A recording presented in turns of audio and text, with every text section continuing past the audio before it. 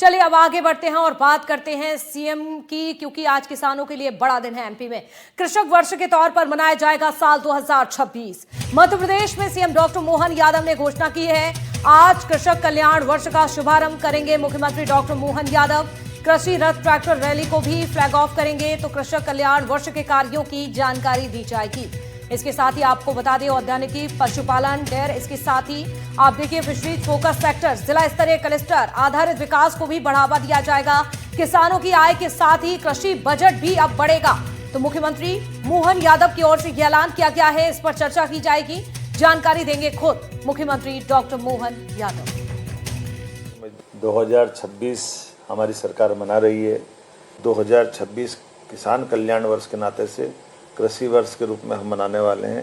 ये किसान कल्याण वर्ष के माध्यम से हम किसानों से जुड़े हुए लगभग 16-17 विभाग है, जिसमें हैवी इंडस्ट्री से लगाकर किसान आधारित उद्योगों के लिए हमारी लघु उद्योग, स्मॉल स्केल इंडस्ट्री, लघु कुटीर उद्योग और सहकारिता, दूध उत्पादन, पशुपालन, उद्यानिकी, सब प्रकार के फलोद्यान के काम और ऐसे कई प्रकार के कामों से जिसमें हमारे किसानों के लिए न केवल उनकी आय बढ़े बल्कि खेती और मजदूरों की दृष्टि से भी उनके जन कल्याणकारी योजनाओं को भी लागू करने का मौका हम इसमें देखते हैं। तो मुख्यमंत्री को सुन रहे थे आप। आकाश हमारे सहयोगी भोपाल से जुड़ चुके हैं, सीधे रुख करेंगे। आकाश, देखिए जिस तरह से मुख्यमंत्री डॉक्टर मोहन यादव को अभी सुन रहे थे हम, क्या समझा जाए? आज किसानों का दिन है, किसानों को सौगात देने जाएंगे माफ कीजिएगा मुख्यमंत्री मोहन यादव। निश्चित तौर पर, और जिस ट्रैक्टर पर हम मौजूद हैं इसी तरीके से 1101 ट्रैक्टर को मुख्यमंत्री डॉक्टर मोहन यादव आज भोपाल के कोकता बाईपास से हरी झंडी दिखाने वाले हैं। एक बड़ा संदेश देने की कोशिश है इसके साथ ही, क्योंकि ये साल किसानों के लिए बहुत महत्वपूर्ण है। तो साल 2026 को राज्य सरकार कृषक वर्ष के रूप में मना रही है, कृषक कल्याण वर्ष के रूप में मना रही है। और इस साल किसानों से जुड़े हुए प्रदेश के अलग अलग संभागों में अलग अलग जो गतिविधियां हैं वो संचालित की जाएंगी। राज्य सरकार का लक्ष्य यह है कि किसानी को, खेती को लाभ का धंधा बनाया जाए और किसानी को एक उद्योग का दर्जा दिया जाए। और इसी कोशिश के साथ इस वर्ष को कृषक कल्याण वर्ष के तौर पर राज्य सरकार मनाने की कोशिश कर रही है। इससे पहले मेरी जानकारी के मुताबिक अब तक कभी ऐसा नहीं हुआ मध्य प्रदेश में कि जब किसी सरकार ने पूरा एक साल किसानों के लिए समर्पित किया हो। दरअसल चाहे वो उद्यानिकी की बात हो या फिर हॉर्टिकल्चर की बात हो या फिर कृषि आदान की बात हो, इन तमाम क्षेत्रों के लिए राज्य सरकार किसानों को बेहतर सुविधा मुहैया कराने का दावा कर रही है। और इसी दावे के साथ आज का एक कार्यक्रम शुरू हो रहा है। इस वक्त हम आरटीओ कार्यालय के पास कोकता बाईपास पर मौजूद हैं और मेरे पीछे तस्वीर आप देखेंगे तो आपको ट्रैक्टर ही ट्रैक्टर नजर आने वाले हैं। और सभी ट्रैक्टरों को बहुत खास तौर पर आज के कार्यक्रम के लिए सजाया गया है, जिसे मुख्यमंत्री फ्लैग ऑफ करेंगे और यहां से ट्रैक्टर से एक संदेश देते हुए किसानों को लेकर रवाना होगी। इसके बाद मुख्यमंत्री डॉक्टर मोहन यादव भोपाल के जंबूरी मैदान पहुंचेंगे और जंबूरी मैदान में कृषक कल्याण वर्ष का औपचारिक तौर पर शुरुआत किया जाना है। और यहां करीब 30,000 से अधिक जो किसान हैं वो प्रदेश के अलग अलग जिलों से पहुंचेंगे, जिनके साथ इस कृषक कल्याण वर्ष को लेकर चर्चा की जाएगी।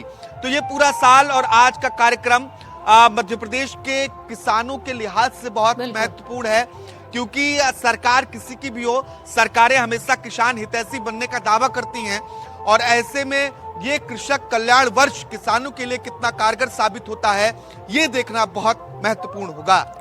बिल्कुल आकाश, ये देखना दिलचस्प भी होगा कि आखिरकार मुख्यमंत्री किस तरह से ऐलान करते हैं। लेकिन जिस तरह से मुख्यमंत्री मोहन यादव को सुना जा रहा था, उन्होंने एक बात ये भी कही कि बजट को लेकर, कृषि बजट को बढ़ाया जाएगा। तो बजट में और क्या कुछ हो सकता है और कितनी उम्मीदें इस बजट से हम करें?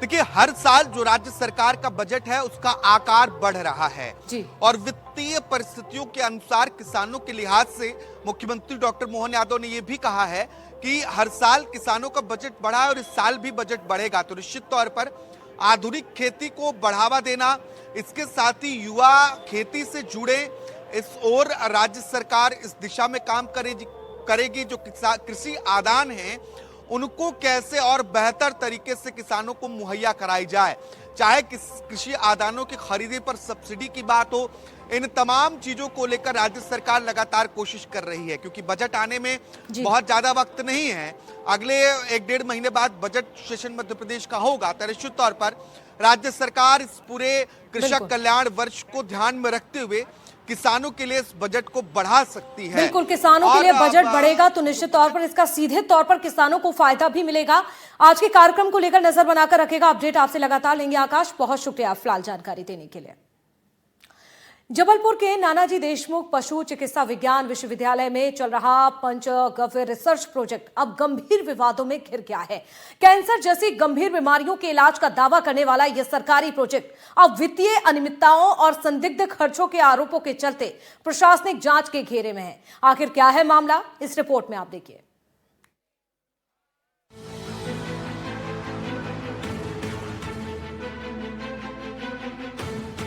पंचगव्य रिसर्च प्रोजेक्ट को साल 2011 में प्रस्तावित किया गया था, जिसकी कुल लागत करीब 8 करोड़ रुपए बताई गई थी। हालांकि सरकार ने इसके लिए 3.5 करोड़ रुपए की मंजूरी दी थी। अनियमितताओं की शिकायत मिली तो जिला प्रशासन ने मामले की जांच करवाई, जिसमें कई ऐसे खर्च सामने आए जिन्हें जांच रिपोर्ट ने हैरान करने वाला बताया है। जबलपुर की नानाजी देशमुख वेटनरी यूनिवर्सिटी में पंचगव्य के शोध के लिए 3 करोड़ रुपए का फंड आया। बताया जाता है कि इस फंड में भारी अनियमितताएं की गई। इसके लिए संभागायुक्त ने कलेक्टर से एक जांच करने के लिए आदेश दिया।